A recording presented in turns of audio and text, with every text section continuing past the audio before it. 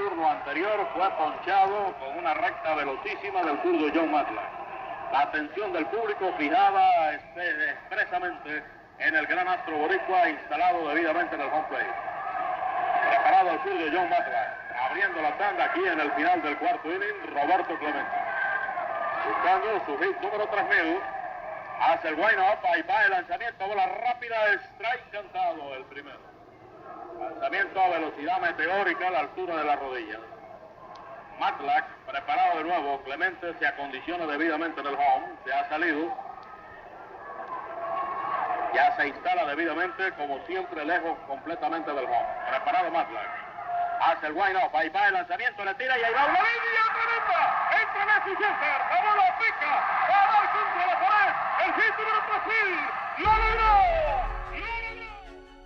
Clemente va a ser solamente en ese momento el jugador número 11 que va a conectar 3000 hits. Y el primer latinoamericano en conseguirlo. 12 guantes de oro a nivel de Grandes Ligas. Campeonatos de bateo, 2 series mundiales. 4 veces campeón bate, 15 juegos de estrella. Primer latino en entrar al Salón de la Fama. El primer pelotero boricua en ganar un premio de jugador más valioso en el mejor béisbol del mundo. Fue el que nos abrió las puertas a todos nosotros. Por excelente jugador de béisbol. Y era una excelente persona como ser humano. Hay tantas razones para recordar a Roberto Clemente.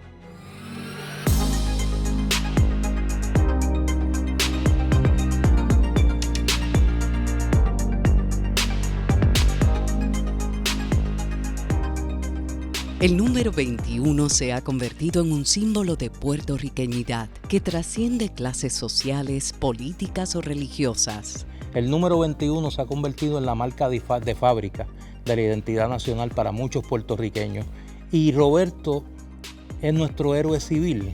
Roberto Clemente se va a convertir en el equivalente a esa figura que en otros países, en Cuba es José Martí, en Venezuela es Simón Bolívar, figuras que en el campo político-militar se convierten en elementos de unión de país. En el caso puertorriqueño es un pelotero negro de Carolina, la figura señera de la identidad puertorriqueña. No tengo duda de que el puertorriqueño que ha logrado mayor reconocimiento en toda la nación americana es Roberto Clemente, hasta el día de hoy. Cuando yo veo el número de 21 de Roberto Clemente, obviamente es un orgullo boricua puertorriqueño que respetó el uniforme que jugó. Nosotros siempre hablamos que a nosotros las artes, los deportes nos unen, la música. Nosotros tenemos grandes exponentes en diferentes ámbitos y ese número 21 representa, es como si fuera la bandera, obviamente con todo respeto a la bandera, pero es como si fuera la bandera. Gente que quizás nunca vio a Clemente, gente que quizás no es fanático del béisbol, pero sí sabe que ese número fue de un gran pelotero, de un gran ser humano, que trae unos valores importantísimos que nos representan a nosotros como pueblo. En sus 18 temporadas en Grandes Ligas, Roberto Clemente se enfrentó a situaciones difíciles de la época. Sin embargo, no fueron suficientes para quebrantar su espíritu y así convertirse en el jugador número 11 y el primer latinoamericano en lograr los 3000 hits. En esa semana, previa al hit 3000 de Roberto Clemente, comenzaron a aparecer anuncios en los periódicos que decían le faltan 4 incogibles, le faltan 3 incogibles, le faltan 2. Era un conteo que se llevaba.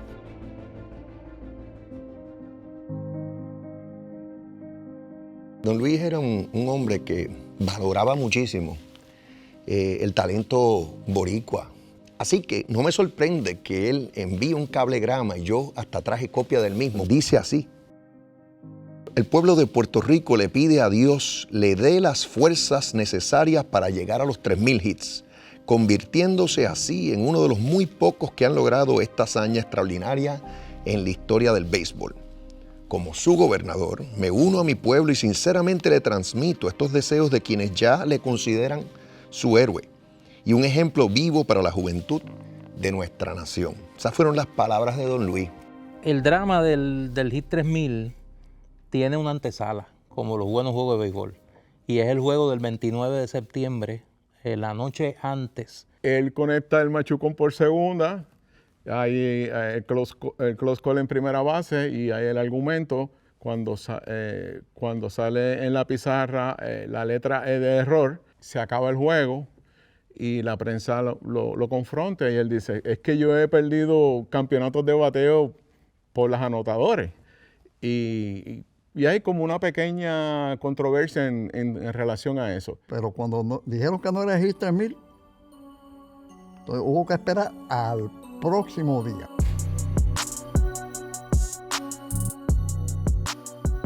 Yo fui al camerino luego del juego del viernes y al salir no le pregunté, pero él me miró así y me dice, si no lo conecté hoy, lo conecto mañana. O sea que él estaba satisfecho. Roberto Clemente deseaba que el hit 3000 fuera limpio, sin lugar a dudas o interpretaciones de los anotadores de la época. Al próximo día en la rotación de los Mets era Jon Matlack. Jon Matlack le llevaba 19 ceros al equipo de los Piratas seguidos.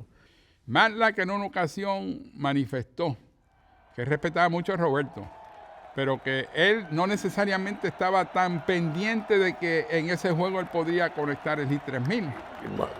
Matlack lo ponchó al primer turno. Bueno, lo ponchó al primer turno. Yo dije, a la muerte desesperado. Él quería, sobre todo, dar el hit en Pittsburgh, porque él quería que los fanáticos de Pittsburgh, que él decía que eran los que pagaban su sueldo, lo vieran conectar el hit. Es inolvidable, o sea, esa voz de Felo Ramírez narrando el hit 3000 no se le olvida a uno, y menos a una figura a un niño para quien Roberto Clemente en aquel momento era su vida.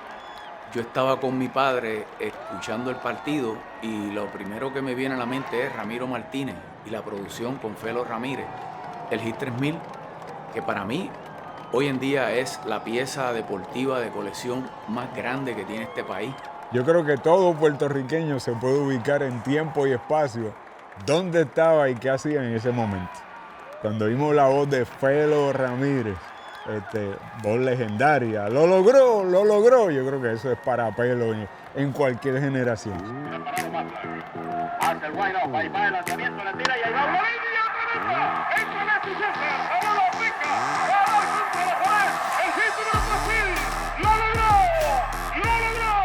un doble de Roberto Clemente contra la pared de los César, como él lo quería, limpio completamente, entre dos al segundo lanzamiento del club de Jon Matlack. Es de locura el público aquí en el Green River Stadium, señores. Está de pie el público tributándole tremenda ovación.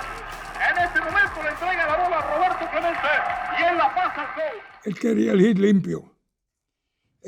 Y yo creo que nadie lo narró mejor que Felo, como él lo quería. Recuerdo que dijo cuando lo dio completamente limpio, como él lo quería. Y lo dio un doble contra la pared. Quedó que a las 3:07 de la tarde del sábado 30 de septiembre del año 72 llegó el hit 3000. Roberto dio el 3000 hit y se quitó la gorra, saludó a la gente, vino Willie Mays y lo felicitó. Cuando sale Willie Mays de ese dogado y va y cruza el terreno y va y abraza y felicita a Roberto Clemente, ese abrazo significa más que un abrazo y una felicitación. Yo creo que significa un agradecimiento no solamente de él como pelotero, sino de él como pelotero negro. Y yo creo que siendo Willie Mays estaba representando a esa minoría negra que estaba viviendo dentro del terreno de juego y en el diario vivir esa discriminación. Yo creo que ese abrazo de Willie Mays era esas minorías negras felicitando y apoyando la gesta de Roberto Clemente. Y verlo a él en ese momento darle ese hit y ver sus compañeros ir donde él rápido, ¿verdad? Eso para mí es tener respeto, y el respeto que él tenía con su jugador y sus compañeros era por la manera de que él jugaba en el field. él le dedica el hit 3000 al pueblo de Puerto Rico, a los fanáticos de Pittsburgh y a esa persona que lo ayudó desde el principio, que era Roberto Marín. Y dije que hablé con doña Lisa Walker. Ella me dijo por teléfono, Luis, dale un beso a mi hijo. Roberto ya está en los shorts atléticos de los peloteros. Viene donde mí, lo abrazo y le doy un beso aquí en el cuello. Y él me mira y dice, wow. Le dije, no es mío. Soy el intermediario de un beso de tu mamá que me pidió telefónicamente que te diera. Así de momento estamos callados. Él dice, now they know the player that I am. Ahora saben la clase de pelotero que soy. Eso fue lo único que yo recuerdo que él dijo, situándose en el centro de su hazaña del hit 3000. Ahora saben la clase de pelotero que soy. En el camerino de los Piratas, Roberto expresaba. Completamente emocionado, Ramiro, y francamente, una vez más, me siento todavía con el estímulo de que hay que ayudar a todos estos muchachitos. Hay que ayudar a las pequeñas ligas, hay que ayudar a estos muchachos que van subiendo, porque ellos quieren ser alguien el día de mañana. Y no solamente el béisbol, solamente no se usa como profesionalismo, sino también se usa para el carácter de la vida diaria y para ser mejor ciudadano. Y junto a su gran amigo, su cirineo en ese momento final de la vida, sin saber lo que fue Ramiro Martínez, organizan una serie de clínicas auspiciadas por la Puerto Rico Telephone Company a través de todo Puerto Rico. Hay clínicas que yo fui partícipe de una de esas clínicas ahí en Ponce. Y lo veíamos llegando, literalmente, ¿verdad? Desde el cielo, en ese helicóptero. Se bajaba con su uniforme de los Piratas de Pittsburgh impecable. Y había unos 300 o 400 niños que realmente nos impactábamos con la figura de Clemente. Y ese era uno de sus propósitos, ese era uno de sus metas. Llevar el mensaje no solamente deportivo, sino el mensaje de humanitario, de que hay que tener empatía, más allá del área deportiva, hay que tener empatía con el prójimo. Yo creo que nosotros, que fui parte, ¿verdad?, de esa clínica, yo creo que acogimos muy bien ese mensaje. Antes del hit 3000, Roberto Clemente ya acumulaba premios y reconocimientos que lo colocaban como uno de los mejores bateadores y jardineros derechos de todos los tiempos. Yo no conozco a ningún otro jugador puertorriqueño o latinoamericano que haya tenido esa consistencia. Porque cuando él es el más valioso en el 71 en la Serie Mundial, ya él tenía, ¿cuánto? 37 años. Que todo el mundo decía, ya está acabado. Sale más valioso de la Serie Mundial, le da el campeonato a los Piratas. Y la exposición que tuvo Clemente en la serie, como que todo fue encajando en el tiempo de Dios, de que ese era el momento, porque todos sabían antes del 71, todos sabían que Clemente estaba en todas las conversaciones de Willie May, de Hank Aaron, de Mickey Mantle, de cualquier pelotero grande en ese momento. Clemente estaba en esa discusión, pero no es hasta que llega la Serie Mundial que se celebra el primer partido de noche en la Serie Mundial, que fue el tercer juego de la Serie Mundial, que es donde vimos a Clemente correr, lo vimos tirar, lo vimos batear, lo vimos fildear. En este momento, cuando estamos hablando en el siglo XXI, en el 2022, la estadística, la numerología del juego se ha convertido en un elemento importante. Para Clemente no lo era. Clemente en un momento dado, recientemente repasaba una entrevista donde decía, mire, yo vengo al parque a complacer al fanático porque el fanático paga por mi salario, paga por verme jugar bien.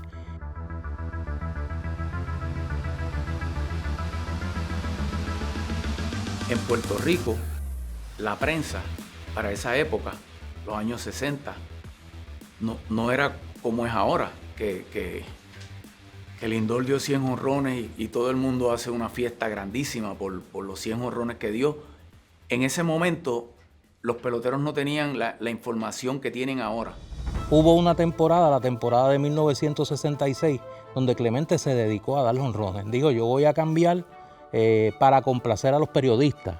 que me critican de que no soy un jonronero y me voy a dedicar a dar jonrones. Y ese año lo demostró. Roberto Clemente tuvo 166 triples. Ni Pete Rose, que es el líder de hit, tiene 166 triples.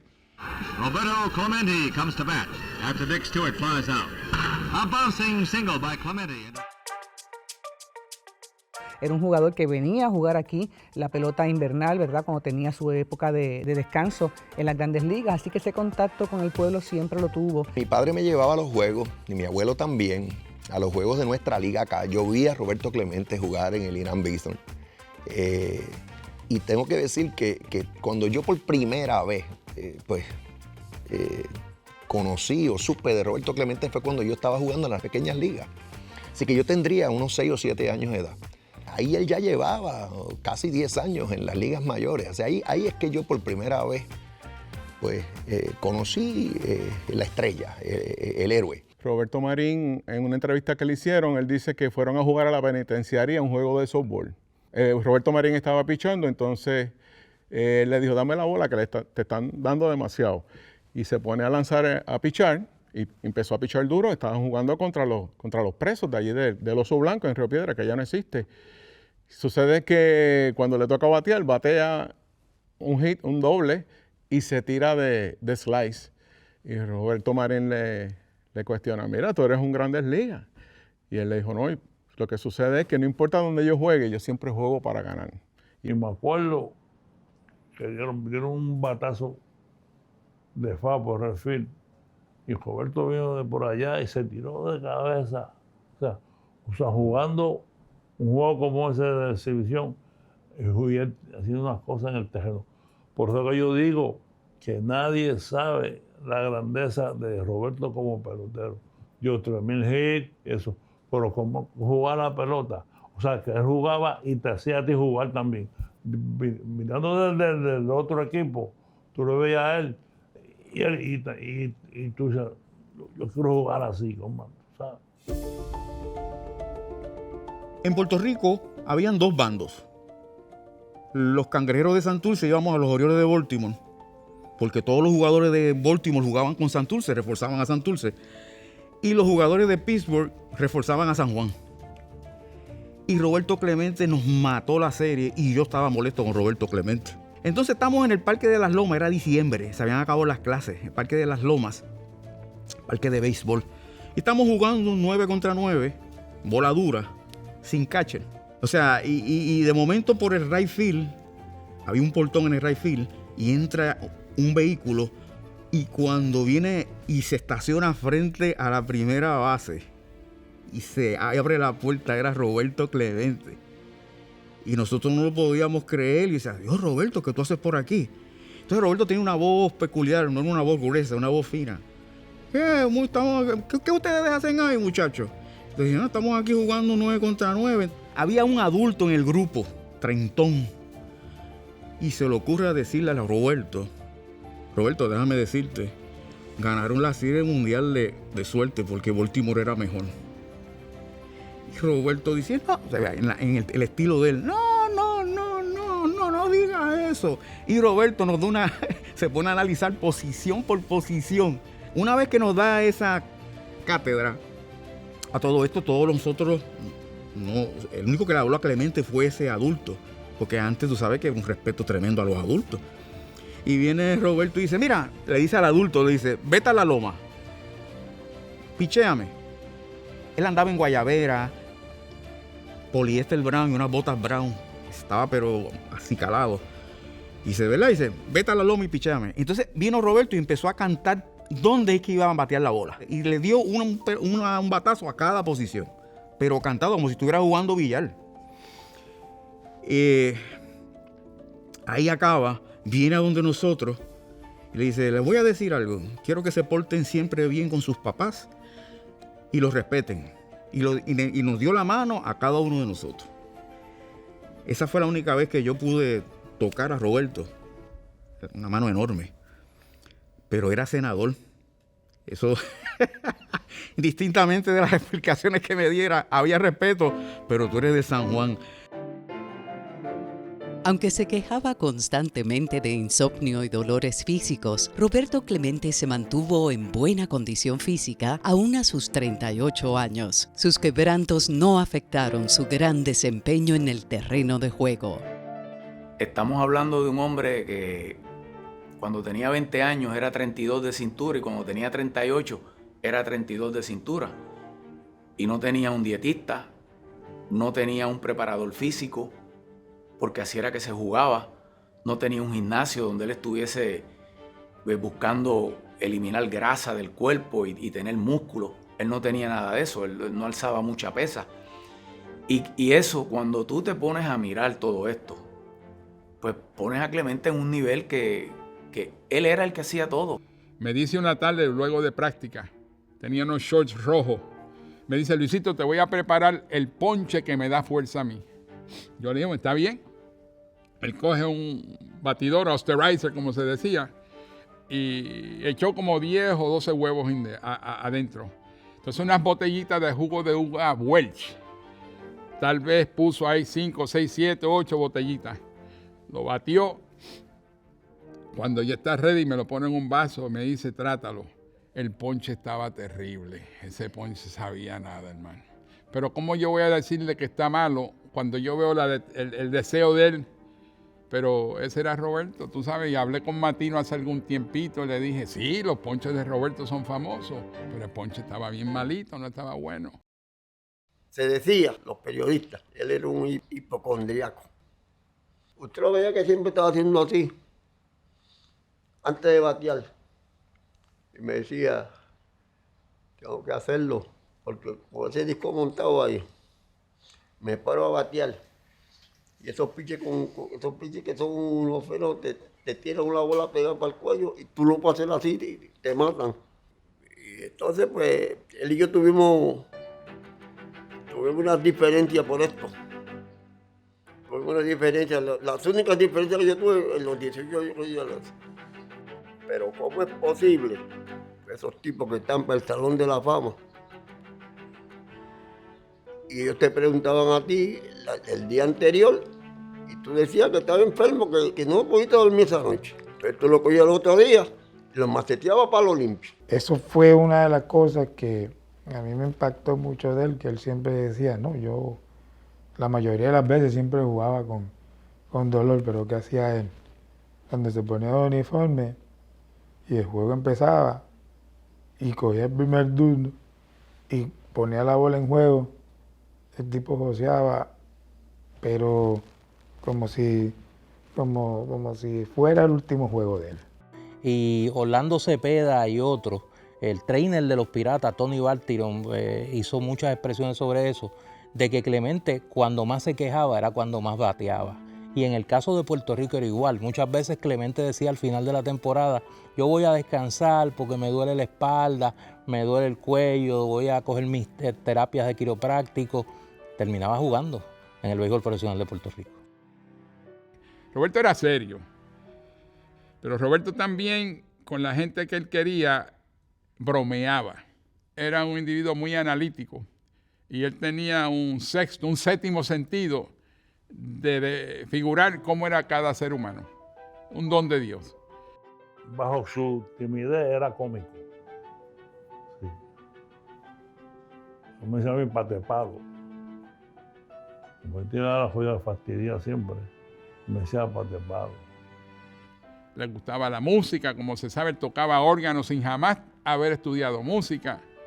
Él hacía obras en cerámica, eso tampoco se supo tanto.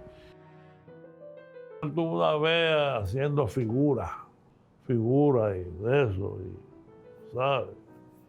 Yo, bueno, tú estás medio tostado, yo decía, estás tostado haciendo figuras y cosas y eso, ¿sabes? Desde que eran unos niños, sus padres, especialmente su mamá, no los dejaba salir a la calle, a la escuela, si no estaban bien planchados. El viejo le dijo desde el principio, a él le dijo, tú vas a estar siempre frente al público y eso. No quiero que tú vayas usando chancletas y Ya eso, tú vas con tu traje para los juegos y para eso.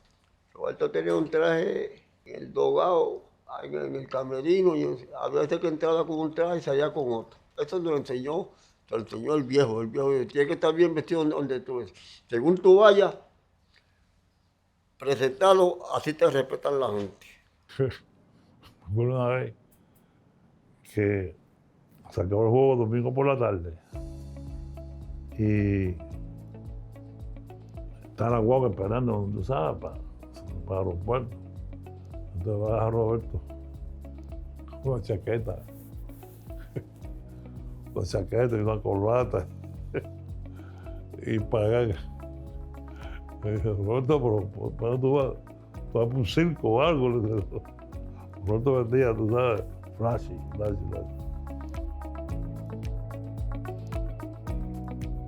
Mi abuela era costurera y ella también le hizo a ellos sus ropas, le confeccionaba y nos enseñaron, no solamente él, sino a la familia Clemente, a que cuando vayamos a un lugar, pues nos pongamos de acuerdo. Y eso para nosotros es un gran orgullo.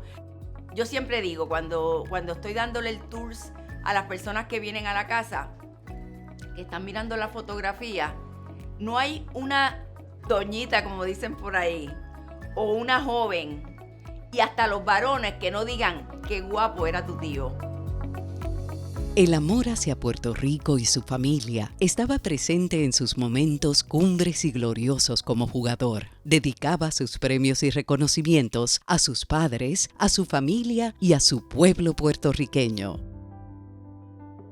Clemente tiene dos momentos donde muestra su fragilidad humana. El 24 de julio de 1970 él se le hace un homenaje en el Estadio Tres Ríos de Pittsburgh, que se transmite para Puerto Rico. Lo primero que hace con voz entrecortada es enviarle un abrazo a mis hermanos, refiriéndose a todos los puertorriqueños, y se le entrecorta la voz y apenas puede hablar.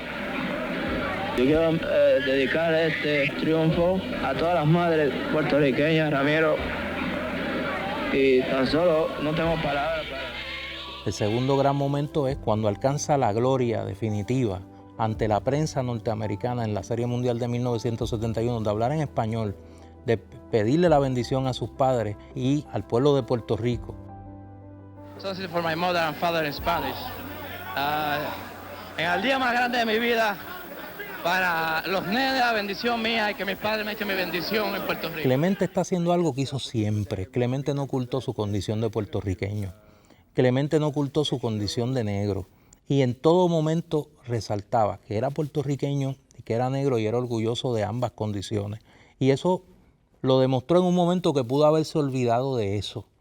Pero escogió que en ese momento de la plena gloria afirmar su condición de puertorriqueño, hablándole a toda la prensa norteamericana y del mundo en español. No se puede resaltar en su máxima expresión el legado de Clemente si no lo ubicamos en tiempo y espacio. Clemente es hijo del cañaveral, como dice la canción. Clemente se va a desarrollar en el contexto de una sociedad azucarera con unos altos niveles de pobreza, donde va a tener la oportunidad, gracias a su talento deportivo, de estudiar, de llegar hasta la escuela superior. Y en ese sentido va a ser un hijo de esa modernización de Puerto Rico que se va a dar a partir de 1940, sin estar ajeno a los conflictos sociales, a las grandes contradicciones que había en la sociedad puertorriqueña. Y Roberto me hizo ver a mí y se lo dio a mi mamá. Va a tener problemas raciales porque lo hay, pero que no deje que eso le impida a seguir para adelante. Clemente fue el negro número 58 en llegar a las Grandes Ligas. Y fue el 13º negro latino en llegar a las Grandes Ligas. Ahora es fácil de hablar, no me digas Bob, no me digas Bobby, o no critiques mi acento. Ahora está gufiado. Lo que no se dice es que Roberto Clemente fue objeto de la mofa de la prensa norteamericana en general y de la prensa de Pittsburgh en particular al inicio de su carrera. Clemente era el único pelotero que se le citaba fonéticamente en los periódicos para hacer burla de su condición de hispanoparlante. Y luego esa reacción de Clemente a lo que fueron años de discrimen, años de burla, fue lo que lo llevó a una relación bastante defensiva con la prensa norteamericana. Razones tenía para ello. No lo perdonaron nunca, siempre estaban ahí, y y él lloraba. Cuando venía no hablábamos.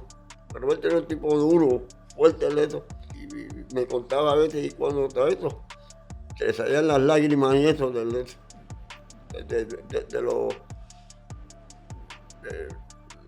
los problemas que ellos le causaban. Es como Clemente pudo desarrollarse como pelotero en una ciudad tan hostil en términos sociológicos como era Pittsburgh. En Pittsburgh era una ciudad donde había mucho racismo.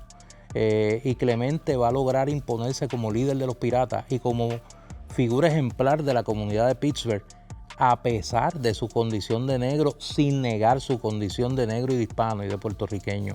Él utilizó su voz, su nombre, su potencial, su gran carrera de pelotero. Si hubiera sido un rookie, si no tuviera resultados, pues a lo mejor se hubiera quedado callado, ¿verdad? Pero él también tenía que aprovechar su momento de que era un Roberto Clemente a nivel del béisbol para poder llevar ese mensaje duro, contundente, para comenzar un poco a romper las barreras de racismo que eran bien marcadas en esa época.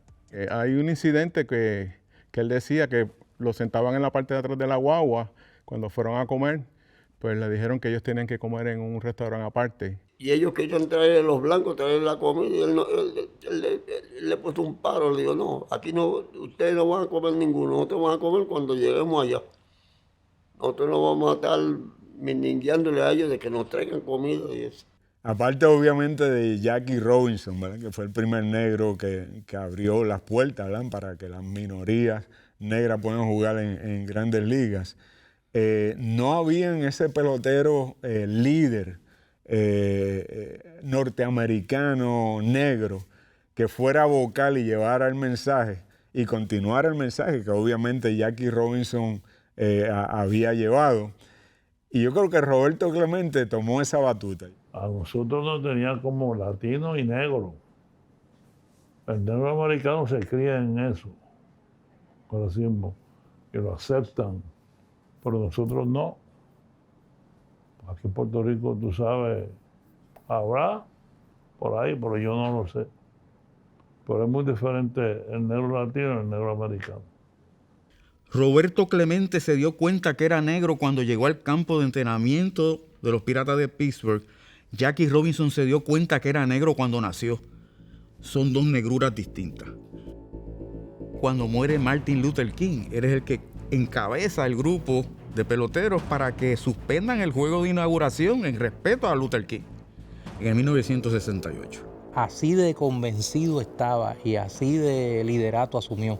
Clemente no se va a callar en temas como la guerra de Vietnam, en temas como los conflictos estudiantiles que se van a dar en Puerto Rico en la década de los 60, los conflictos políticos ni hablar.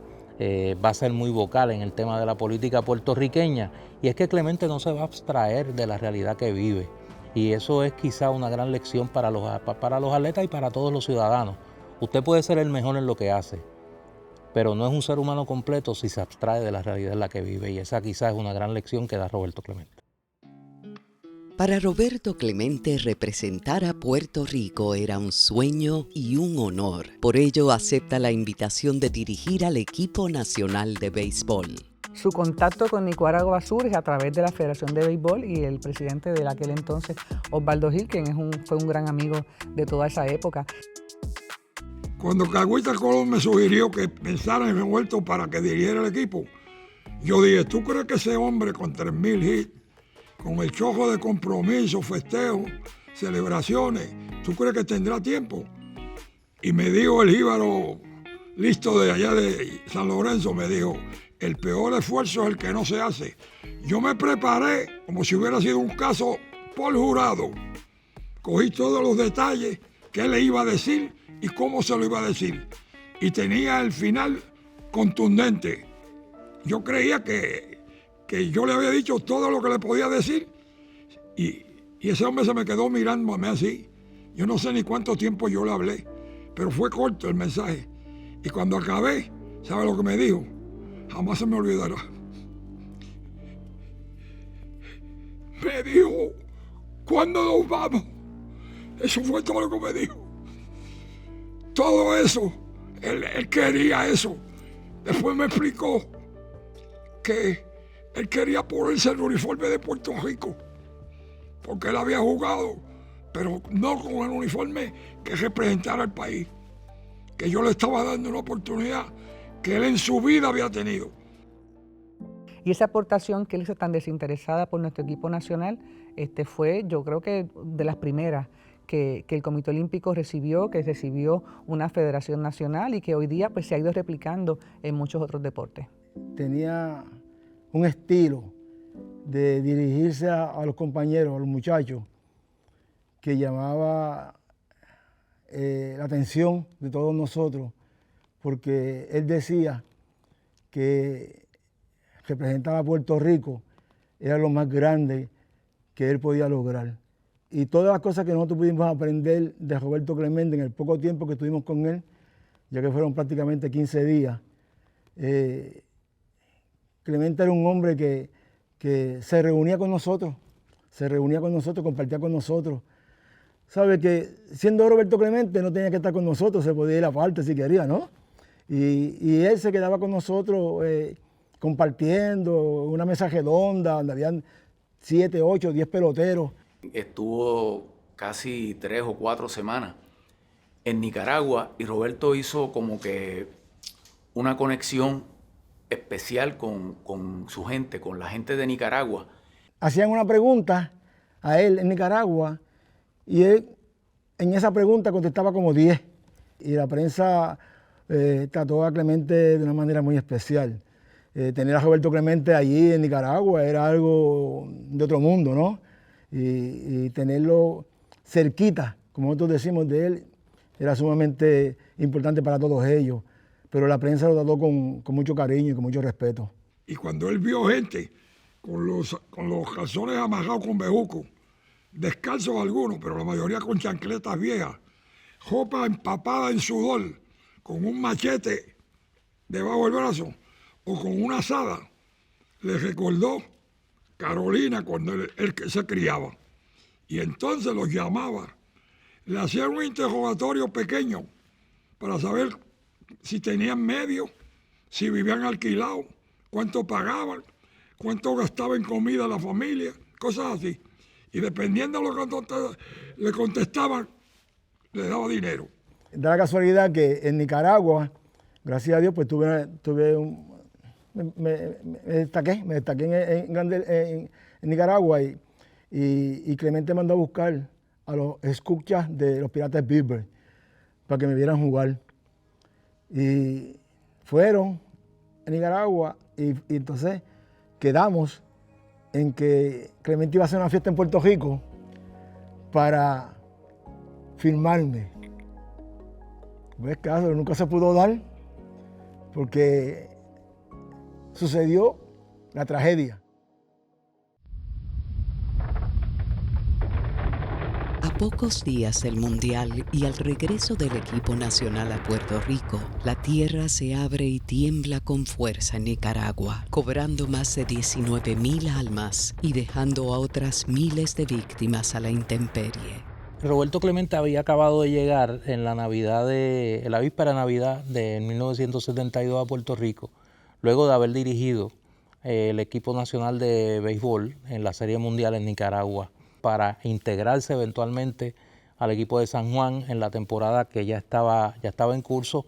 Recibe la noticia del terremoto en Nicaragua. Empezamos a ver fotos, situaciones, y eso nos tocó de corazón porque llegamos a ser grandes amigos, muchas amistades en Nicaragua, y eso fue fuerte para todos nosotros. Todo nace, ese comité de Roberto Clemente pro Nicaragua nace en el Hotel San Jerónimo, porque ese día se dieron los premios a Guaybaná y él salió el atleta del año. Y es ahí donde Luis Vigoró y Ruth Fernández se le acercan con la idea. Nos pusieron el corazón de Nicaragua a los pies de los puertorriqueños. Roberto, ¿qué tú crees si hacemos un comité con tu nombre para ayudar a la gente en Managua, Nicaragua? Y Roberto tenía buena amistad con mucha gente, acababa de venir de Nicaragua y aceptó de inmediato. Cuando yo llego al Víctor, en el pasillo grande, y llego a él estaba bajando así, cogiendo una caja de algo, y yo vengo y le doy una nalgada, como hacen los coaches de tercera base, cuando un pelotero da un cuadrangular, como que le dan en el fondillo para que llegue más rápido al plate. Eso es el lenguaje del béisbol. Él brincó, me miró y se echó a reír. Pero ahí yo vi la determinación en su cara, que yo vi muchas veces en Grandes Ligas cuando él iba ya para el terreno de juego. Yo dije, este hombre está bien en serio.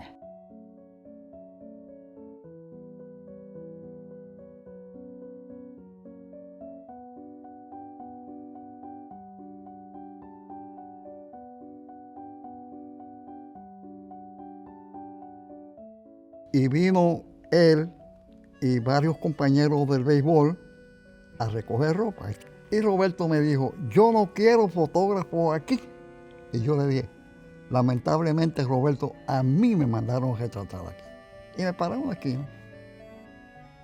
Esa fue la última vez que yo vi personalmente a Roberto Clemente. No hay fotografía de muchas personas apoyando a los famosos. Solamente Luis Vigoró y Río Fernández iban al Parque Irán Bithorn, pero no hay peloteros allí. No hay otros artistas. Entonces, el comité alquila un avión que dio 3 viajes, un DC-7. Y Roberto me dijo, Osvaldo, ¿quién que tenga liderato y que pueda representarnos bien por uno o 2 días puede ir a cargo del grupo? Y yo le dije, bueno, yo te puedo conseguir uno que fue militar y ahora es olímpico. Y entonces buscamos a Pellegrina. Cuando Pellegrina fue allá y cuando el avión aterrizó, como yo lo recuerdo y lo tengo vivo en la memoria, es Pellegrina diciendo, Roberto, me quitaron todo lo que llevaba. Habían unas ametralladoras en unos jeeps, rodearon el avión y nos dijeron que teníamos con un altoparlante que todos los ocupantes del avión que había aterrizado tenían que coger la guagua que tenían para nosotros para llevarnos al hotel, que serían informados para que pudieran regresar. Eso fue lo que él le dijo en apretada síntesis. Y Roberto reaccionó muy mal a eso. Se vio que estaba molesto. Lo descontroló, por decirlo de alguna manera. A mí jamás se me olvida como los ojos se le encendieron o como se puso. Y me dijo, en el próximo vuelo yo voy a ir a ver si me lo quitan. Porque pensaba que su figura, siendo Roberto Clemente, una figura reconocida mundialmente, iba a detener la predación de esa ayuda que se estaba dando por parte de los oficiales del ejército somocista. Roberto va con su esposa Vera al aeropuerto para despedir el tercer vuelo, pero que se quedó carga sin llevar. Y ahí aparece Arthur Rivera, de 26 años, que tenía un avión DC-7. Roberto lo vio bien y lo alquiló. Yo fui al 31 de diciembre, por el día, para felicitar un año, y estaba Vera. Patepalo, tú debes ir conmigo. Yo. Primero, que yo estoy recién operado. Pues, yo me hice 10 operaciones. Y yo no puedo abandonar mi terapia. Como 100 jóvenes que ayudaron a Clemente en el Irán Bithorn con la colecta de ropa y comida, ellos llegaron al avión y no había nadie recibiendo la carga. Y entonces ellos lo que hicieron fue que la pusieron lo más ordenadamente posible. Pero no hubo un check and balance. Fue mucho para él. Una cosa es tú dar clínicas de béisbol y otra cosa es un proyecto como este de tú llevar ayuda a otro país. Y él se quedó solo. Él es un pelotero de 38 años en la cúspide de su vida y se quedó solo. Eran las 5 de la tarde cuando se supone que despegar el avión por primera vez y no pudieron despegar. Regresan al hangar y están de 5 a 9 de la noche, 5 a 8 y media de la noche trabajando en el avión. O sea, todas las señales estaban ahí para no irte. En la noche del 31 de diciembre de 1972, a las 9:15 de la noche, testigos entre Piñones y Loíza dicen haber visto el cielo iluminarse y escuchar ruidos como de explosión. Así se apagaba la vida del astro boricua y de otros 4 ocupantes en el avión. En casa había una actividad de la familia. Y yo me asomo por la puerta de la parte de atrás y veo unos flares. Y me chocó. Llamé a la policía. Pues yo tenía unas relaciones con la policía y los bomberos grandes. Me dice, Ramos, se acaba de caer un avión. Acaba de estrellar un avión. Nadie sabía quién era. Cuando el avión se estrella, que el área se llama Cayo Maldonado, por el área de Loíza, pues estamos recordando que el avión, eso fue por la noche del 31 a amanecer el día primero. Las comunicaciones eran las mismas. La gente se vino a enterar realmente al otro día por la mañana, despedida de año. Nosotros estábamos en casa de mis abuelos, despidiendo el año. Y llegó una tía de mi mamá, mi tía Rosa, y le dijo a mi papá, dicen por ahí que se cayó el avión de Roberto Clemente. Y mi papá siguió caminando como descontrolado. Y un primo mío que se llamaba Guiso, que ya murió, lo aguantó y le dijo, cálmate. Y dijo, no, yo tengo que ir a casa de mamá. Muchachos, cuando esto, nosotros entramos, cuando salimos así para afuera, la casa se llenó, pero completo la casa. Entonces, mamá despertó. Y lo que más despertó tanta gente. ¿Y qué es eso? Entonces le dijo a mamá, no se le quería dar, porque él no quería que yo se la diera, ni eso, que se la diera el mayor de nosotros. Cuando el hermano mío vino, se lo dijo, ese grito de dolor, se tiró ella duro.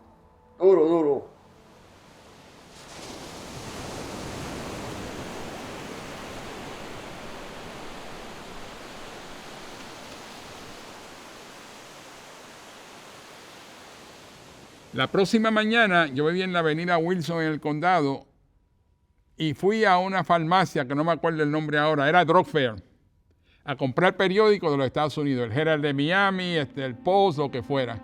Cuando llego allí, el muchacho que está atendiendo, que era colegial, me dice, Luis, se murió tu amigo. Yo, ¿cómo que se murió mi amigo? ¿Qué amigo mío? Dice Roberto Clemente. Wow. El dueño del avión murió también ahí. Lozano. Allí murieron 5. Está la famosa foto de Manny Sanguillén, que salió primera plana del Mundo, del periódico El Mundo, que era quizás uno de los periódicos principales de la época. Manny Sanguillén tratando de entrar al agua para tratar de buscar los restos del avión. El mar estaba picado. Posteriormente la Marina vino, trajeron un barco y encontraron una maleta y encontraron partes del cuerpo del piloto, pero no se encontró nada más. Y fue intensa la búsqueda, fue alrededor de una semana. Lo que más me duele 50 años prácticamente después de su transición es el hecho de cómo se sentiría ese hombre sabiendo que había problemas con ese avión.